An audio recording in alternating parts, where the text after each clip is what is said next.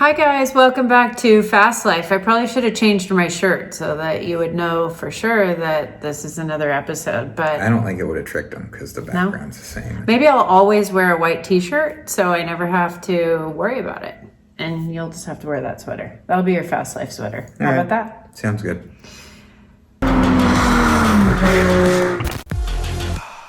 Okay, so we are here to tell you about some amazing travel that our family has been doing. And for those of you that know me, my bucket list includes travel, and more travel, and then taking pictures and documenting things. These are my things. Oh, and also helping and inspiring people. So those are probably my top three. And of course, family. Sorry, I do have a lot of things that I love, but those are the top. So my dream as a young girl was to go to Africa. And when I got into my teens, I dreamed of working in the Peace Corps, but I didn't have the courage to do it then. And so like I have said in a previous video, sometimes timing is everything with when we do things. And I have this amazing friend who is extremely adventurous. She's friends with the Bucket List family, who we have watched for many years on their adventures because it's so inspiring to just see how courageous they are to take their kids and go all over the world. It's been really fun to watch those videos. And I had seen on her social media that she went to Africa, and I was like, oh my gosh. And she had gone with the Bucket List family, which was even cooler because we had watched them for years.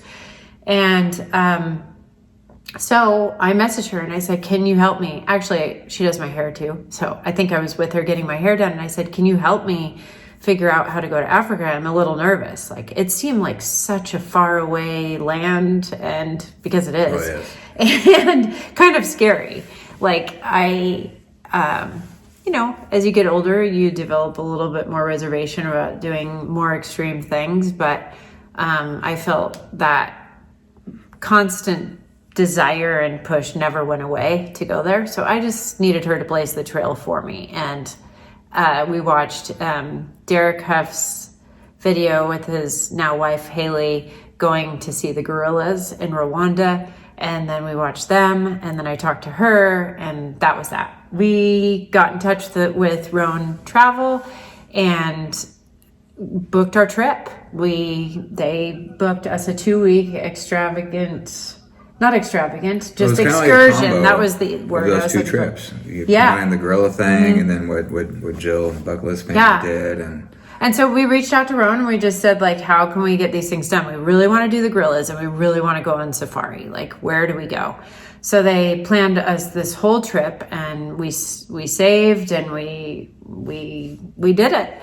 And we got all three of our girls set up, and we took off.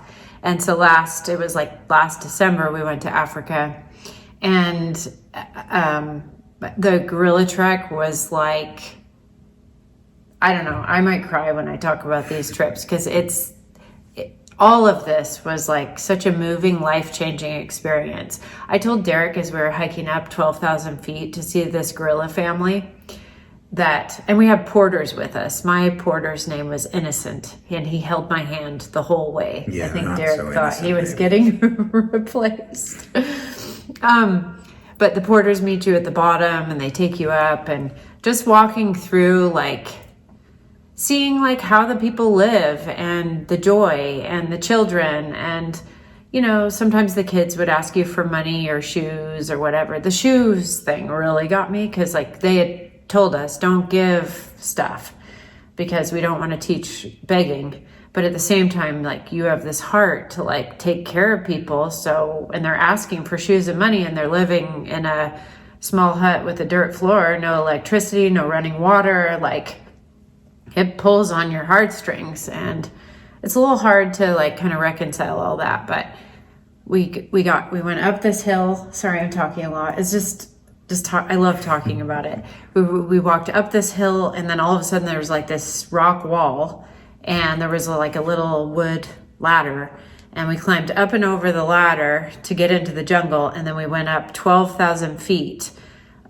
straight up through the jungle, the mud. Innocent was holding my hand. Good thing. And we had, like waders on, or whatever you call those things that go on your lower leg, so like no bugs or critters can get in there. It kind of protects your leg, and you have hiking boots. But it was a hike. I mean, and we had those stinging nettle bushes. Yeah, I was so nervous about the stinging nettles because I had seen that on Derek Huff's video, and I didn't know like at all. Like I saw that they were tolerating it, and it was creating little welts, but you never know. Like if you're gonna be like a wuss, and that'll be hard to handle or whatever. But anyway, like we finally get up to like this little hill thing, and you just hear somebody say, "There they are." And you step forward and you see this whole gorilla family. Like, I think we probably saw one or two first. And I was like, and I just gasped. I was like, what? Like, we're here in the jungle with these gorillas. And I don't know. I wasn't scared at all. Like, Derek knows I can tend to be a little bit on the panicky side or more reserved side than him. He's more like, nervous. He doesn't need like the details. He's just like, okay, everything's fine, usually. Yeah. Not a panicker. No. At one point we're just like filming and like we're seeing one and all of a sudden it doesn't want to be where it's at anymore, and we're kind of on the trail and it just comes cruising like right at us and just brushes right by Brooke. It was incredible. Mm-hmm. And just to be in the jungle with these amazing animals. And it's almost like you felt like they were very human-like, when they looked at you. It was like... Yeah, you felt like... Hey, buddy. They were a brother or a sister, Yeah. You felt like, I don't know. Yeah. Just connection. And before we climbed over the rock wall, I forgot to say this. They did teach us, like, how to speak gorilla, basically. They taught us to crouch down. If any of them got aggressive, we were to crouch down, like more in a hunkered down, like gorilla kind of like posture. A gorilla-proof position. Yeah. And then we were to like clear our throat, like, like that. Yeah, those are happy gorilla noises. Yeah. And then you could hear them doing that when we got up to the top. You could hear the guides that are with us making those noises and speaking with them. And that was like a signal that like, we're okay. Like, we're not here to harm you. We had to leave our backpacks out back when we first spotted them because they get curious, I guess, about bags. They didn't want you to have a bag on that they might try to grab or something, I guess. I don't know. Yeah. So, and then when we walked out, what happened? Well, when we left, we did all our pictures and we were down in there like with all these gorillas, and they showed us the silverback. They showed us the pregnant mother that the silverback had taken from another family. So that also happens. They'll go fight another silverback of another family and take a female. And then she was pregnant and we saw the baby. Yeah. Well, I'd like to think they just didn't want us to leave. There was one that just wanted to keep cruising with us. Well, it was a young male and then the silverback that followed us out. Yeah. They were ready to go home. Yeah. So we turned around and my guide said, hold still. And here he came. But it was very peaceful. I told Derek as we were climbing up, did I already say this? That like I literally had this feeling like if I died here, I would feel like I had completed what I needed to complete here. It was this incredible, crazy feeling of like completeness. And I've only had that a few times in my life. It is. All right, kids. Quick clip. Okay. Hold on. Got my light? In the dark. Hello. Haley, are you ready to go? Yeah. Paige? Yep. Ryan? Check. Any final words before we jump in the car? Go to the airport? Ready. No. Everyone's so happy I'm filming right now. Let's roll. Oh, and guess what? Oh yeah, there's Mom. I'm here too. Oh, look it has a front screen. I didn't know it had that. That's so exciting. Okay. Now I gotta turn it off. I think we're good. Thank you. What did you get? Let me see yours, Haley. Amazing. And we were off on our dream trip to Africa to see the gorillas. We did a stopover in Amsterdam for 24 hours, so we got to enjoy some Amsterdam culture on our flight.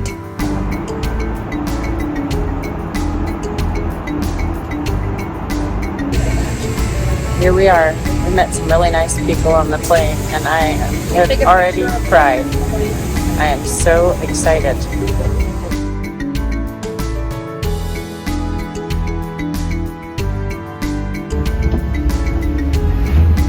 Okay, we're on our first adventure.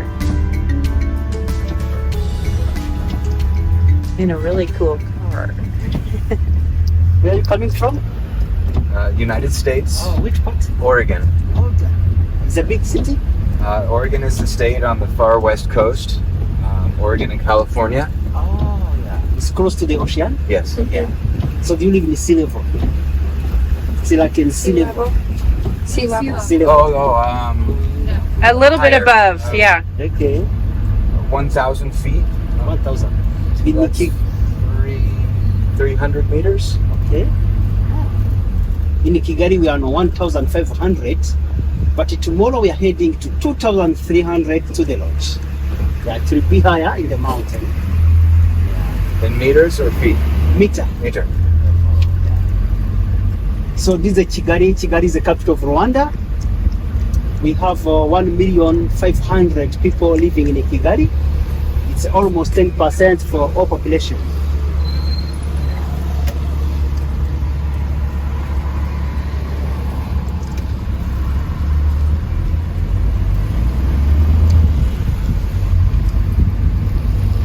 You're gonna see a lot of motorbike and the taxis. Those are the taxis. Oh, wow. It'll be a wild ride. So people, they still enjoying the weekends.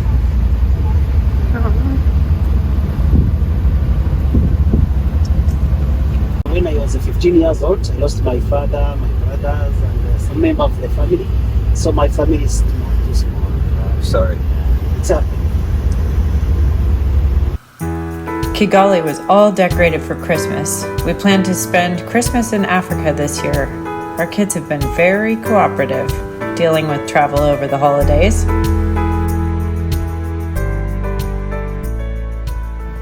All I'd like to know, girls, is your first impressions. We are in Rwanda at our first hotel. It's really cool. Very cool. It's exciting. It's very exciting. Are you excited for our tour tomorrow? Yes. Learn about the history of Rwanda? Yes. What else are you excited about? The gorilla. Oh, yeah. But that's day after tomorrow. And what have you learned about so far? Name one new thing you've learned, one fact. Thank you. How do you say it? Murakuze. Haley, what one new thing have you learned? That the taxis are scooters. And what are they called?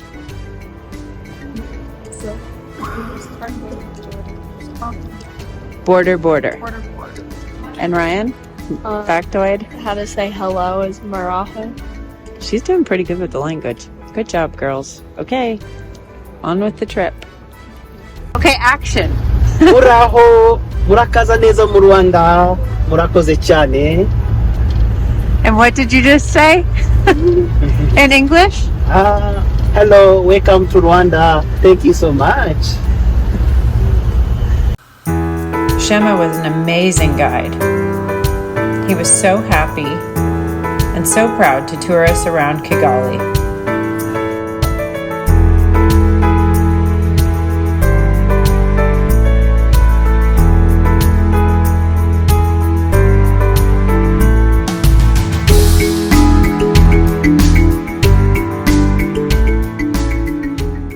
Genocide Memorial was extremely difficult for all of us. We had to prepare as we walked in.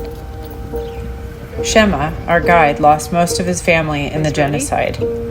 We were quickly realizing the heavy history in Rwanda, but also a witness to so much joy and resilience. This was a great teacher for our family.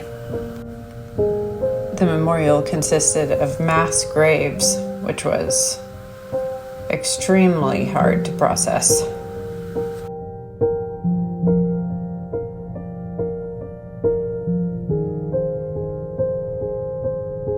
We wrapped wrapped up our tour of Kigali with a tour of a women's run coffee collective. Haley, what did you see as we were driving? Well, I saw a kid. He waved to me and told me he was hungry. How did he tell you he was hungry? He was like this. Aww. And with family.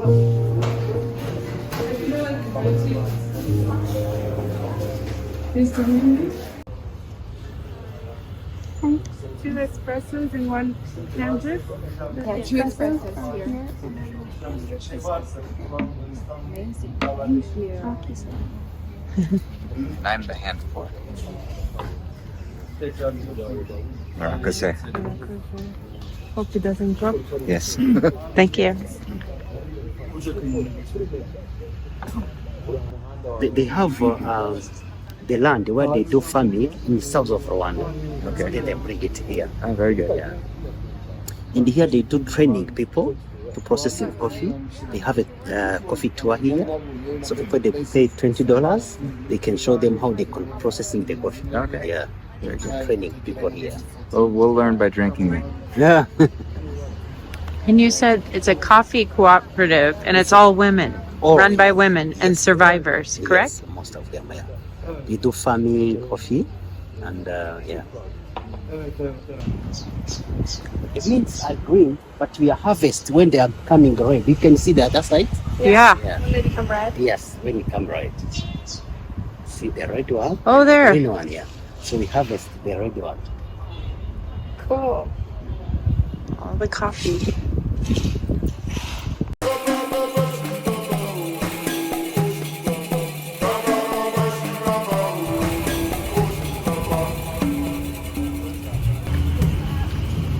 The Coffee Collective was uplifting and helped us feel like we were supporting a great cause. We also got to support the local economy by shopping for locally made goods in a little market. Everything was so colorful.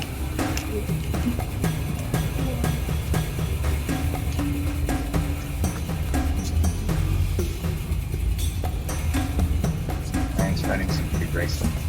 Oh, I can't wait.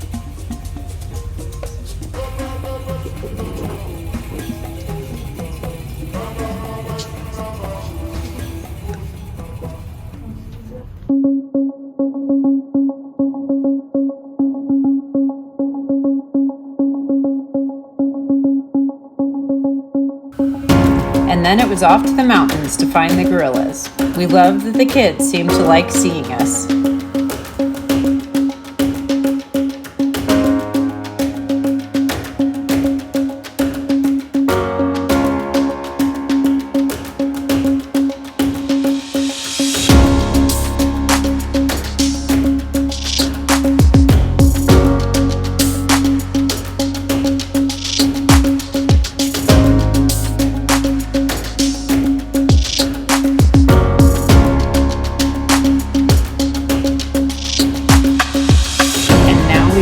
Volcanoes off in the distance.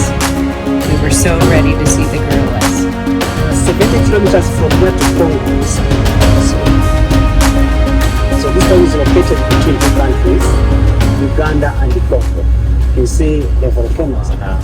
Only one more night. Stay tuned with us. Subscribe, like, share our videos, and you'll be the first to know when part 2 comes out.